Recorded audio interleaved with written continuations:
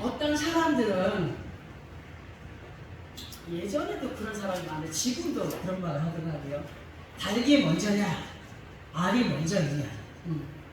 그리고 사람들의 대답은 나름대로 나뉘어집니다. 나뉘어지면서 알이 먼저다, 또 닭이 먼저다.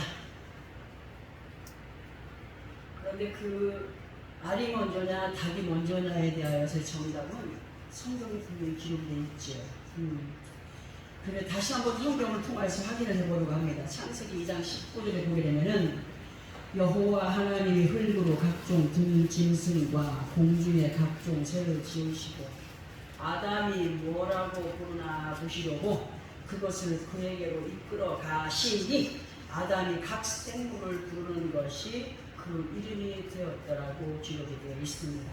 이 말씀을 보면 하나님께서 흙으로 각종 들짐승과 공중의 새를 지으시고 아담 앞에 이끌어 가셨다 할 때에 사람을 지으실 때도 갓난아이로 사람을 지으신 것이 아니라 성장된 성숙된 남자와 여자를 처음에는 아담을 만드시고 그 아담의 발표를 취하여서 여자를 만드셨습니다. 그것이 각 짐승과 공중의 새를 지으셨다 할 때에 성숙된 것들을 만들어서 갖다 놓으십니다. 부화되기 전에 알이나 갓나온 새끼들을 이끌어서 아담 앞에 두신 것이 아니라 완성되고 성숙된 모습의 들짐승과 공중의 새를 이끌어 가셨을 때에 아담이 그 각자의 모습을 그 각 짐승들의 모습, 새의 모습을 보면서 이름을 지었고 그리고 이끄셨다 하시는 말씀에서 알이 먼저가 아니라 이끄셨다면 알을 굴려가야 될 거 아니거든요. 이끄셨다, 닭이 먼저인 것을 느낄 수가 있습니다. 이끌어갔다 하실 때 예수 그리스도 안에 있는 우리 모두 이렇게 섬세하고 능력이 많으신 아버지 하나님의 자녀들로 살아가고 있음에 정말 감사와 기쁨을 누려가는 사람들이 되어야 되고 무엇보다도 그때그때마다 일깨워 주시는 말씀에 귀를 기울여 믿음은 들음에서 난다라고 하신 로마서 10장 17절의 말씀처럼 말씀을 듣고 깨닫게 하실 때마다 우리 자신들의 믿음이 아버지 하나님 앞에 한 단계씩 정말 업그레이드가 되어가는 믿음의 사람들이 되기를 예수 그리스도의 이름으로 소원합니다. 우리 주 예수님께서 마태복음 7장 24절과 25절을 통하여서 뭐라고 말씀하시냐면 그러므로 누구든지 나의 이 말을 듣고 행하는 자는 그 집을 반석 위에 지은 지혜로운 사람 같으니 비가 내리고 창수가 나고 바람이 불어 그 집에 부딪히되 무너지지 아니하나니 이는 주추를 반석 위에 놓은 까닭이요라고 하셨습니다. 그러나 26절과 27절에서는 나의 이 말을 듣고 행하지 아니하는 자는 그 집을 모래 위에 지은 어리석은 사람 같으니 비가 내리고 창수가 나고 바람이 불어 그 집에 부딪히매 무너져 그 무너짐이 심하리라고 하셨습니다. 우리는 왜 이러한 말씀들이 기록되어 있는가를 생각을 해 보아야 되고 진실로 예수 그리스도 안에 있는 우리 각자들의 믿음의 결과인 가와 부가 곧 옳고 그름의 결과가 확실하게 나뉘어지게 되어 있음을 알게 하시는 말씀이기 때문에 우리는 진정한 예수 그리스도의 사람들로 믿음의 주추와 반석 되신 정말 반석 되신 예수 그리스도 이름입니다. 반석 위에 믿음의 주추가 반석 위에 놓인 사람들이 되게 된다. 세상의 사람들도 집을 지을 때 보면은 건물이 들어설 바닥에 바닥을 완전히 막 철근을 막 박아. 철근을 박고 세면을 부어서 단단히 굳힌 후에 건물을 지어 올립니다. 맞죠? 마찬가지로 우리들의 믿음의 근본이 되는 반석 대신 예수 그리스도의 이름과 말씀으로 단단하게 다져진 믿음의 사람들이 되기를 바라셔서 단서주의 주축을 놓은 성전들이 되어라. 그리함으로 비가 오고 창수가 나고 바람이 불어도 무너지거나 날아가 버리지 않는 곳 세상 풍파에 이리 밀리고 저리 밀려서 믿음을 날려버리는 우리가 되지 않기를 원하셔서 귀한 기호들로 우리를 자세하게 일깨워주고 계십니다. 주님께서 또 우리들에게 말씀하여 주신 것 중에 우리가 잃어버리지 않고 기억해야 될 말씀은 마태복음 7장 7절부터 12절까지를 보게 되면 이런 말씀이 기록되어 있습니다. 우리 그 말씀 함께 합독해 봅니다. 마태복음 7장 7절부터 12절까지입니다. 시작. 구하라 그리하면 너희에게 주실 것이요 찾으라 그리하면 찾아낼 것이요 문을 두드리라 그리하면 너희에게 열릴 것이니 구하는 이마다 받을 것이요 찾는 이는 찾아낼 것이요 두드리는 이에게는 열릴 것이니라. 너희 중에 누가 아들이 떡을 달라고 하는데 돌을 주며 생선을 달라 하는데 뱀을 줄 사람이 있겠느냐? 너희가 악한 자라도 좋은 것으로 자식에게 줄 줄 알거든 하물며 하늘에 계신 너희 아버지께서 구하는 자에게 좋은 것으로 주시지 않겠느냐? 그러므로 무엇이든지 남에게 대접을 받고자 하는 대로 너희도 남을 대접하라. 이것이 율법이요 선지자니라 하라. 아멘.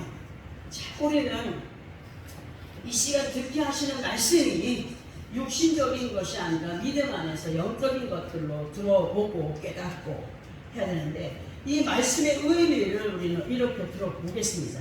우리가 지금 예수 그리스도 안에 있다라고 할지라도 믿고 구하는 것들 중에서 빠지지 말아야 될 것은 믿음이 우선이 되어야 됩니다. 우리가 예수 그리스도 안에 있다라고 해서 다 온전한 믿음 안에 가여 있지 않더라고요. 보니까 그저 예수를 찾고 있지만 믿음 따로 가진 사람들이 또 있어요. 자기들 나름대로의 믿음을 그 믿음을 완전하게 내 것으로 소유하기 위해서 구하는 자들이 돼야 돼요. 오늘도 구하고 내일도 구하고 수시로 수가마다 도처마다 그 믿음에서 멀어지지 않도록 믿음을 구하고 그리고 주시는 그 믿음의 은사를 따라서 찾으며 두드리는 우리가 될 때에 하나님께서 아무나에게 응답하시는 것이 아니라 그 받을 믿음의 그릇이 준비된 자들에게 채워주신다는 말씀을 우리는 수없이 들어왔습니다. 그리고 부탁하시며 권면하시는 말씀이 뭐냐면 9절부터 해서 보게 되면 이런 말씀이 있어요. 너희 중에 누가 아들이 떡을 달라고 하는데 뭘 주며? 돌을 주며 생선을 달라 하면 뱀을 줄 사람이 있겠느냐? 하셨습니다. 예를 들어서 내 자식이 엄마 나 배고파 학교 가 엄마 나 배고파 맛있는 거 사줘 하면 돌덩어리가 먹으라고 줄 엄마가 어디 있겠습니까? 엄마 나 맛있는 생선 먹고 싶어. 찌개도 해주고 구워도 줘. 안 돼! 배고프면 나가서 걔네들이 먹어. 뭐가 있습니까? 아무리 짐승 같은 사람이라도 그렇게 하지는 않겠죠. 그렇죠? 행여나 그럴 수 있는 사람도 있습니다. 있겠으나 여느 평범한 부모의 마음은 자식이 원할 때 그보다 더한 것을 만들어주고자 하는 마음이 더한 것을 그 자식에게 챙겨주고자 하는 마음이 부모의 마음입니다. 근데 11절에 뭐라고 하십니까? 너희가 악한 자라도 좋은 것으로 자식에게 줄 줄 알거든 하물며 하늘에 계신 너희 아버지께서 구하는 자에게 좋은 것으로 주시지 않겠느냐? 육신의 부모도 자식들을 향한 사랑의 뜻한데 하물며 당신의 그 독생자 아들 하나밖에 없는 아들 둘도 없는 그 아들의 생명까지 세상에 던져주신 나 같은 죄를 던져주신 그분의 그 사랑 많으신 그 하나님이, 응? 그 하나님이, 응? 우리를 사랑한다고 하시면서 애지중지하신다고 하시면서 하시는 분이 더 좋은 것을 주지 않겠니? 그러나 너희가 구한 것을 받고자 원하느냐 할 때 부탁하시는 말씀이 생뚱맞게 12절에 뭐라고 말씀하십니까? 앞뒤가 안 맞는 말씀이잖아요. 그냥 읽을 때는 12절에 뭐랍니까? 그러므로 무엇이든지 남에게 대접을 받고자 하는 대로 너희도 남을 대접하라. 이것이 율법이요 선지자니라. 아니, 좋은 부모가 자식에게 좋은 거 줄 줄 알고 너희를 사랑하는 내가 너에게 더 좋은 거 주지 않겠느냐? 하시면서 왜 이런 말씀을 하십니까? 우리는 이 말씀을 이렇게 보아야 됩니다. 사람들과의 관계 속에서도 서로 한마음 한뜻이 되었을 때에 그 관계는 아름답고 부드럽게 유지가 되어 갑니다. 맞죠? 우리는 예수 그리스도 안에서 하나님의 자녀된 믿음의 사람들로 성부, 성자, 성령님과의 관계가 믿음과 순종으로 유지가 되어가는 사람들이 되어야 된다는 말씀을 우리는 많이 들었기 때문에 알고 있습니다. 육신의 사람들과의 관계도 보게 되면 그 유대 관계가 어떤 한쪽의 일방적인 것이 아니에요.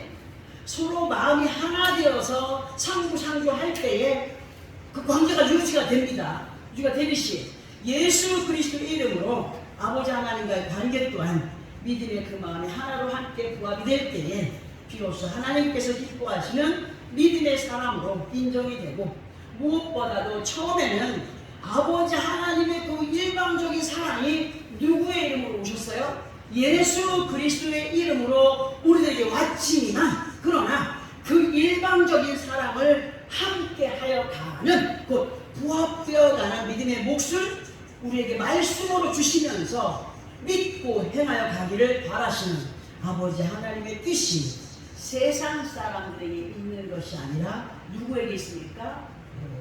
예수 그리스도 안에 있는 우리들에게 있다는 사실입니다. 아버지 하나님과 부합된 믿음의 모습을 보여가는 것이 우리들에게 주어진 율법이 되는 거예요. 하나님의 뜻을 따라 순종의 삶을 살아가는 것이, 그것이 하나님의 율법이라는 얘기예요. 말씀의 법이라는 거예요. 그리고 선지자인 것을 마태복음 7장 10절을 통해서 알게 하시면서 믿음 안에서의 신도 보존의 법칙을 너무도 상세히 알려주고 계십니다. 이제 우리 이러한 말씀들을 살짝 기록한 후에 하고 본문으로 돌아가서 말씀을 들어보려고 하는데요. 본문을 다시 한 번 더 합독을 하고 우리 그에 대해 설명을 들어봅니다. 마태복음 6장 19절에서 21절까지 시작. 너희를 위하여 건물을 땅에 쌓아두지 말라. 거기는 종과 동록이 해하며 도둑이 구멍을 뚫고 도둑질하느니라. 오직 너희를 위하여 건물을 하늘에 쌓아두라. 거기는 조음이나 동록이 해하지 못하며 도둑이 구멍을 뚫지도 못하고 도둑질도 못하느니라. 네 보물에 있는 그곳에는 네 마음도 있느니라. 이 말씀을 읽으면서 아이고 이것도 혹시 돈 얘기하는 거 아니야? 아니요. 절대로 착각하면 안 됩니다. 여러분들 하나님 말씀을 먼저 오해하면 안 됩니다. 이 말씀은 믿음이 없거나 상식적인 믿음에 거하여 있는 사람들에게는 선뜻 이해가 되지 않는 말씀이 될 수도 있습니다. 이 시간 본문의 말씀을 설명드릴 때에 잘 듣고 이해하시는 정말 귀하고 복된 시간이길 바랍니다. 19절의 말씀에서 보게 되면 너희를 위하여 보물을 땅에 쌓아두지 말라 하셨습니다. 거기는 종과 동록이 해하며 도둑이 구멍을 뚫고 도둑질하느니라고 하셨습니다. 이 시간 본문의 말씀을 설명을 드리기 전에 먼저 종과 동록과 도둑에 대하여서 한번 설명을 드려보려 합니다. 종이라고 하는 것은 소리 소문도 없이 어떤 물건의 형체를 갉아먹는 벌레입니다. 특별히 옷가지들에 피해를 주는 벌레입니다. 그리고 동록은 굴이나 노쇠에 생기는 녹, 그리고 은을 습기 지거나 어두운 곳에 방치해 두면은 색깔이 검게 변하는 것을 동록이라 할 수 있습니다. 그리고 도둑은 우리가 너무나 잘 알고 있듯이 다른 사람의 물건을 몰래 훔치거나 빼앗는 것을 도둑 내지는 도둑질이라고 합니다. 이 세 가지 의미를 합쳐서 믿음과 연결을 해서 보게 되면 이사야서 61장 10절의 말씀에서 내가 여호와로 말미암아 크게 기뻐하며 내 영혼이 나의 하나님으로 말미암아 즐거워하리니 이는 그가 구원의 옷을 내게 입히시며 의의 겉옷을 내게 더하시니 신랑이 사모를 쓰며 신부가 자기 보석으로 단장한 같게 하셨습니다. 우리는 이 말씀을 지켜가지 못할 때의 의미로 어떤 걸 연결할 수 있냐? 믿음이 좀먹었다.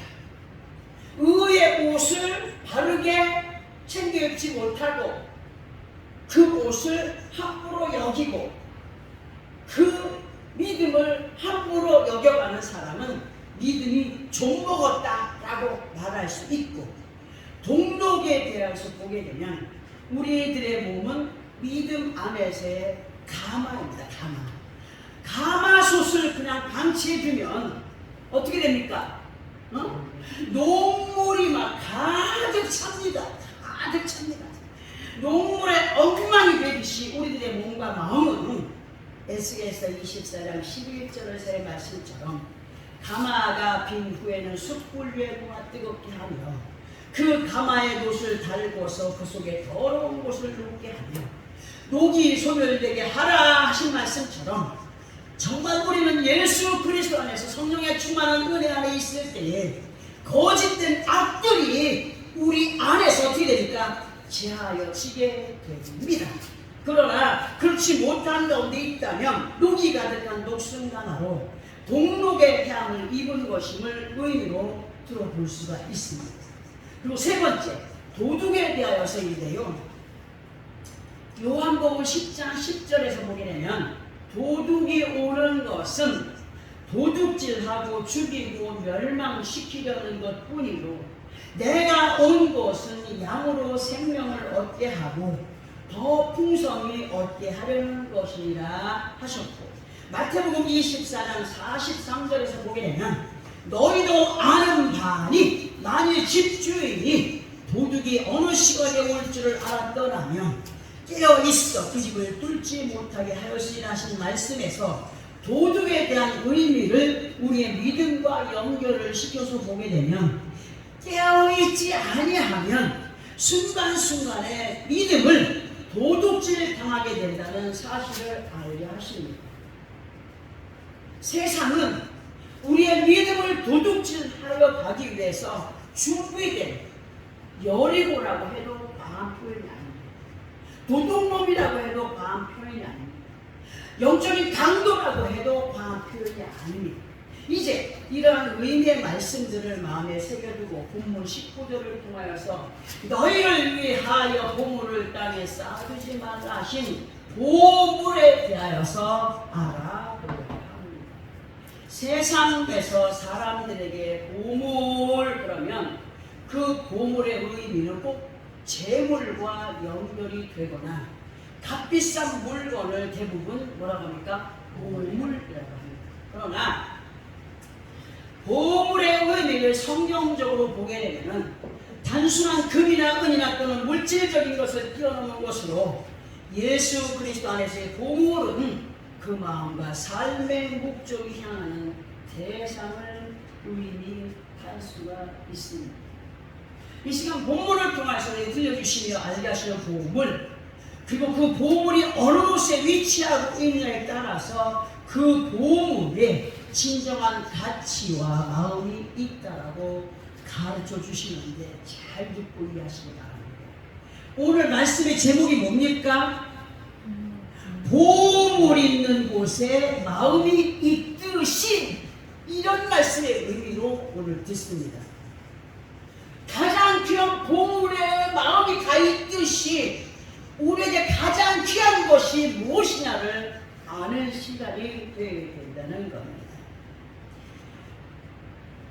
그래서 이 의미를 말씀과 연결을 하여서 크게 4가지의 영적인 의미로 이 보물을 한번 설명을 드려보려고 합니다. 본문 20절을 통하여서 오직 너희를 위하여 보물을 하늘에 쌓아두라고 하셨습니다. 예수 그리스도 안에 우리가 하늘에 쌓아두어야 할 보물은 첫째로 잠시 있다 없어질 세상에서의 재물도 중요하지만 그보다 우선이 되어야 할 보물은 아버지 하나님의 나라에 대한 믿음의 가치관이 먼저 확실하게 정립이 되어져야 된다. 무슨 말인지 이해가 되세요? 곧 아버지 하나님의 나라인 천국이 우리 육신의 눈에는 보여지지 않지만 예수 그리스도를 믿는 하나님의 자녀들이라고 한다면 누구의 말이 믿어져야 됩니까? 하나님의 말씀이 믿어져야 돼요. 그 말씀들이 우리에게 귀한 보물이 되어야 됩니다. 아주 값진 것이 되어야 됩니다. 귀하게 여겨져야 됩니다. 귀하게 여겨지지 않으면 그게 순종이 될까요? 절대로 되지 않습니다. 아버지 하나님 말씀이 믿어져야 되고 또 믿어야 될 때, 그리할 때 귀하게 여겨지고, 베드로전서 1장 3절에서 보게 되면 그의 많으신 긍휼대로 예수 그리스도를 죽은 자 가운데서 부활하게 하심으로 말미암아 우리를 거듭나게 하사 산소만이 있게 하시며 하셨고, 4절에서는 썩지 않고 더럽지 않고 쇠하지 아니하는 기업을 있게 하시나니 곧 너희를 위하여 하늘에 간직하신 것이라고 하셨고, 5절에서는 너희는 말씀에 나타내기로 예비하신 구원을 얻기 위하여 믿음으로 말미암아 하나님의 능력으로 보호하심을 받았느니라. 곧 받고 있느니라로 보아도 무관한 이 말씀이 우리들에게 보물처럼 여겨져야 됩니다. 귀하게 여겨져야 됩니다. 실질적으로 일어날 것들을 확신하는 가운데 그 말씀을 믿고 의지하는 우리가 되어야 됩니다. 그리고 두 번째로 우리들에게 있어서의 보물은 예수 그리스도의 이름으로 이루어가는 구원을 우리 자신들의 것으로 누려가며 소유하여 가기 위해서는 말씀에 대한 곧 깨닫고 터득해가는 지혜와 명철이 우리들에게 있어야 되는데, 골로새서 2장 3절을 보게 되면 그 안에는 지혜와 지식의 모든 보화가 감추어져 있느니라. 어디에? 이 말씀 안에는 참으로 많은 지혜와 지식의 모든 보화가 감춰져 있다. 하나님 말씀, 이 말씀 한 구절 한 구절, 이 말씀들이 우리에게 귀한 보물이 되어 귀하게 여겨지는 말씀들이 되어 기록된 성경 말씀 안에는 굉장한 비밀의 보물들이 있음을 알게 하시면서 그 한 말씀 한 말씀을 묵도할 때마다 참으로 귀하게 여겨가는 우리의 삶이 되어야 된다. 그리고 세 번째로 보물은 아버지 하나님께서 보시기에 아주 귀하고 빛난 믿음을 소유한 우리 각자들이 아버지 앞에 보물이 된다는 사실입니다. 우리는 하나님 보시기에 아름다운 사람들이 되어 가야 됩니다. 우리가 많은 사람들이 있습니다. 많은 사람들이 있어도 함께 교제하면서 더 마음이 가고 더 그냥 베풀고 싶고 하는 사람이 있습니까? 없습니까? 귀하게 여겨지는 사람이 있습니다. 하나님 앞에도 마찬가지입니다. 하나님 앞에도 우리 한 사람 한 사람이 귀하게 여겨지는 보물이 되어져야 된다는 말씀, 말라기 3장 17절을 보게 되면 너희를 나의 보물로 삼을 것이라고 하셨습니다. 그러니까 이 말씀을 삼았다가 아니라 삼을 것이라 하셨기 때문에 우리는 아버지 하나님께서 기뻐하시는 사랑스러운 보물들이 어떻게 되다? 되어가야 된다는 사실. 그리고 네 번째로 보물의 의미는 본문 21절을 통하여서 네 보물이 있는 곳에 네 마음도 있느니라 하신 것처럼 육신의 사람들의 생각과 마음을 보면 그 생각과 마음들이 온통 어디에 꽂혀 있어요? 육신의 것들에 꽂혀 있고 또 그렇게 행하여 갑니다. 그러나 지금 예수 그리스도 안에 있는 우리들에게 있어서 주님이 말씀해 주시는 보물은 온전한 믿음을 말씀하시는 것으로 주님을 믿고 의지하고 사랑한다면 그 마음과 생각이 어디로 향하여 있어야 됩니까? 주님께로 향하여 있어야 됩니다. 이 시간 보물에 대한 말씀의 전체적인 의미를 알아듣기 쉽게 표현을 해보자면 아버지 하나님의 말씀을 보물같이 여기고 믿음을 헛되이 하지 말며 신랑 되신 예수 그리스도를 보물같이 여기고 믿음에 대한 순종의 삶이 헛되지 않아야 되며 성령님의 도우심을 더할 나위 없는 보물로 여겨가므로 말씀이 이끄시는 대로 듣고 믿고 순종하여 하나님 나라의 귀한 상급의 열매들을 쌓아가는 우리 모두의 삶이 되어지기를 바라셔서 오늘도 이 말씀을 듣게 하십니다. 여러분들 마음에 가장 귀하고 아름다운 보물은 무엇입니까? 오늘 우리에게 새롭게 알려주지 않습니까? 너희에게 참으로 귀하게 여겨져야 될 보물은 누구나? 하나님 아버지시라. 그리고 그분의 말씀이시라. 그리고 그분이 나 때문에 이 땅에 희생제물로 보내신 예수 그리스도라. 그리고 성령님의 도우심이 내게 있어서 얼마나 귀한 보물인가를 알아요. 온전한 믿음 안에 거한 믿음의 사람들로 육신의 것들도 중요하지만 우리 안에는 먼저 뭐가 준비되어져야 된다? 성부, 성자, 성령님 그리고 하나님 주신 말씀들이 우리에게 보물이 되어서 귀하게 여기며 믿고 순종함으로 따라 나갈 때에 어디에 쌓아두는 것이다? 하늘에 쌓아두는 것이다. 이것은 믿음 없이 이 땅에서 그저 그냥 선한 행실을 하면 천국 갈 거야, 상급 있을 거야. 아니요. 예수 그리스도의 이름이 없이 행하는 모든 선함은 하나님이 오케이 한다고 했습니까? 절대로 아니라고 했습니다. 오직 예수 그리스도의 이름으로 행하는 것이 하나님을 기쁘시게 하는 것이며 하나님이 기뻐하시는 것이라고 말씀하였기 때문에 우리는 이 땅에 살면서도 예수 그리스도 하나님이 보내신 그 아들 독생자 예수 그리스도 그리고 그분과 함께하는 우리를 믿음을 돕고 우리에게 힘을 주시고 능력 주시고 은혜를 주시는 성령님의 도우심을 따라 이 말씀을 묵상하면서 더욱 확신을 갖고 행하여 가는 것이 하늘의 보화를 쌓아가는 그러한 믿음의 삶이라고 우리에게 말씀해 주십니다. 세상에서의 부귀영화도 정말 중요합니다. 그러나 믿음 안에서 예수 그리스도 이름으로 허락하신 부귀영화 곧 아버지 하나님께서 예수 그리스도 이름으로 허락하여 주신 정말 귀하고 아름다운 축복의 열매들은 이 말씀을 듣고 믿음으로 승화시켜가는 우리의 삶이 되어지기를 바라시는 하나님께서 얘들아 너희는 나에게 참으로 귀한 보물들이 되어가기를 원한다.